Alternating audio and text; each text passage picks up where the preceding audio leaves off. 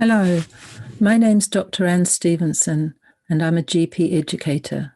And today I'm going to talk with you about learning needs assessment.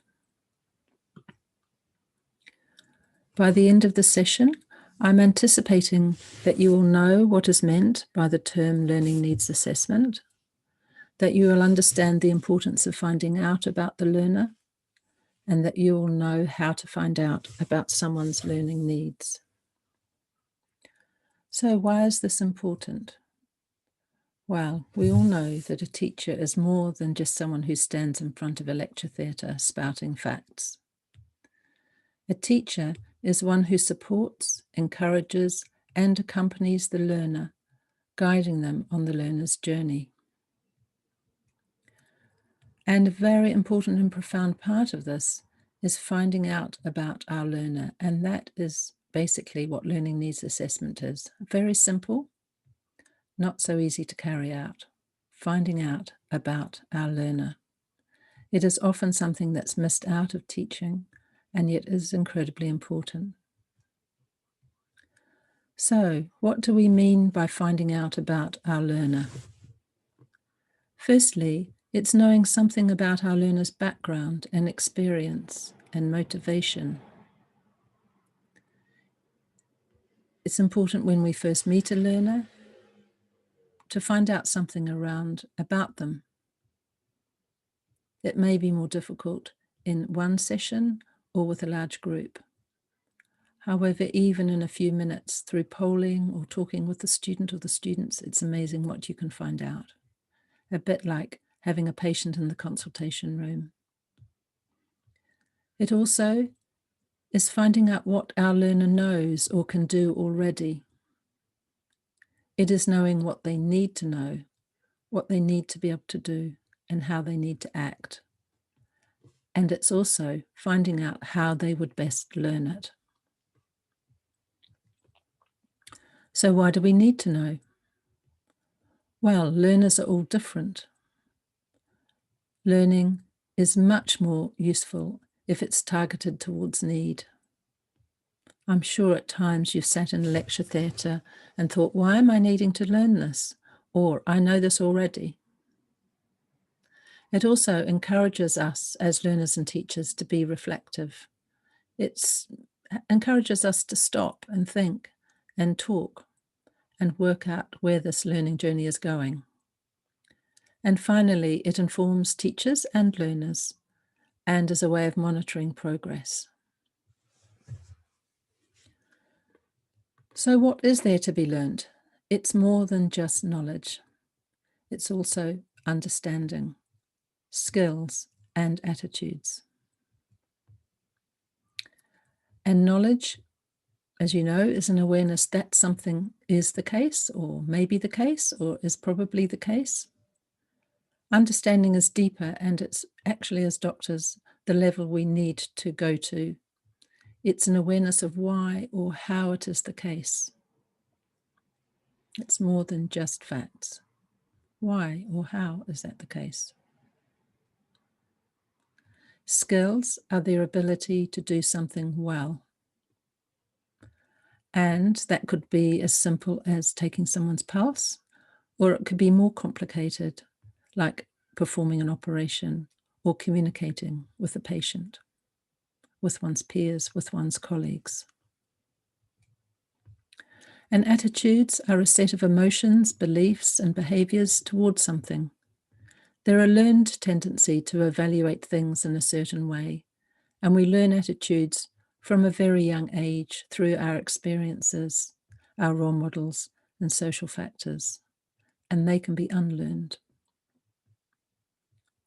There are three components to attitudes: affective, which is emotional, behavioral, and cognitive, the ABC of attitudes. And they can be explicit, out in the open, or more hidden, implicit. And examples of these: so affective component, I'm excited to learn new things. The behavioral component, I search out learning opportunities. Or the cognitive component, lifelong learning is important for my well-being, important for my professional development, and important for patient safety.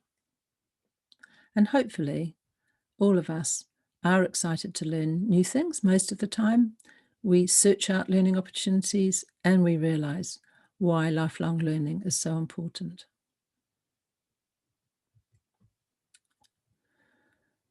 So how do we find out what a specific learner needs to learn? What would a stage 2 student need to learn?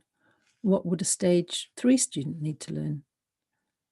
And that's generally through what experts say. For example, the General Medical Council in their outcomes for graduates, or the curriculum developers who model the curriculum on the GMC requirements in the UK. And also, how does that specific learner compare with others in their same cohort?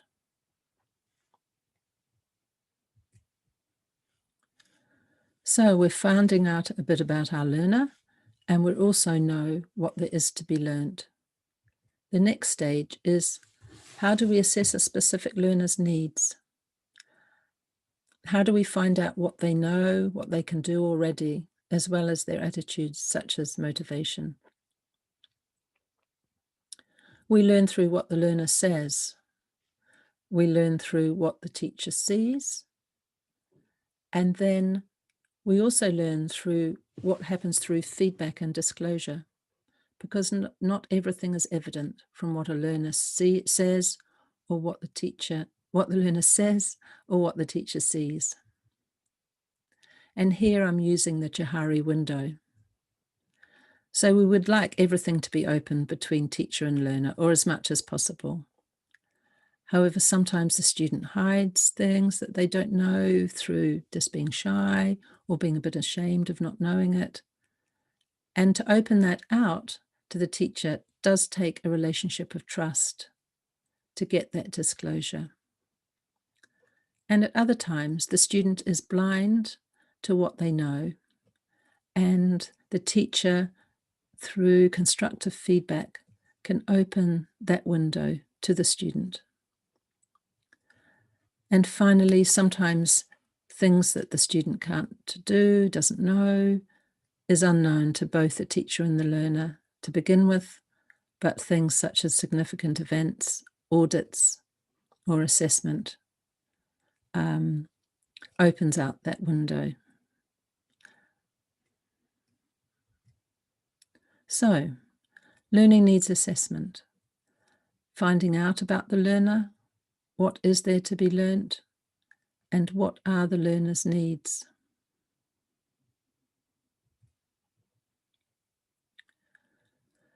Finally, how does the learner best learn?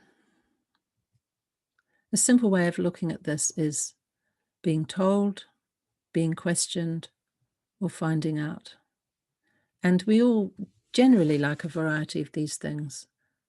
Sometimes when we don't know very much, we're not so fond of being questioned. And some of us find more joy in going away and finding out than others. And it's always quite safe to sit and be told, even if it is a bit passive. But often at the beginning of a course, it's quite nice just to be told what the area entails before one embarks into socratic and heuristic ways of learning. We also need to know what levels of learning are appropriate, both as a teacher and a learner. So at this particular point in time, it would be best and easiest to perhaps undertake surface learning, particularly with a number of facts before an examination, where we know we can go back and learn the facts or find out the facts at a later point. The facts might change anyway. Surface learning is appropriate. However, mostly in medicine, deep learning is encouraged so that we really understand the concepts that we can take forward into our professional career. And this is encouraged by freedom to learn and independence in learning, and it leads to good academic success. However, most of the time we're balancing surface with deep learning through strategic learning. So what do we need for this at this particular point in time? Do we need just quick learning, or do we need actually to spend time in deep learning? And the teacher and the learner between them can work out which is best. So, learning needs assessment, finding out about the learner, what is there to be learned, what are the specific learner's needs, and how does the learner best learn. Now, you'll be teaching one-to-one, you'll be teaching very small groups, large groups. And it's much more challenging to find out about a large group. We do know what there is to be learnt, and generally we know if the students have passed the exams, at what kind of level they're at. And we can provide a variety of teaching experiences, whether it be didactic, socratic, or heuristic. It's probably best to provide a variety for the students, so at least the students have their needs met. And also, how does the specific learners' needs, what are specific learners' needs? That's better found out by working one-to-one or in very small groups. However, as in an aeroplane in an emergency, first put your own oxygen on.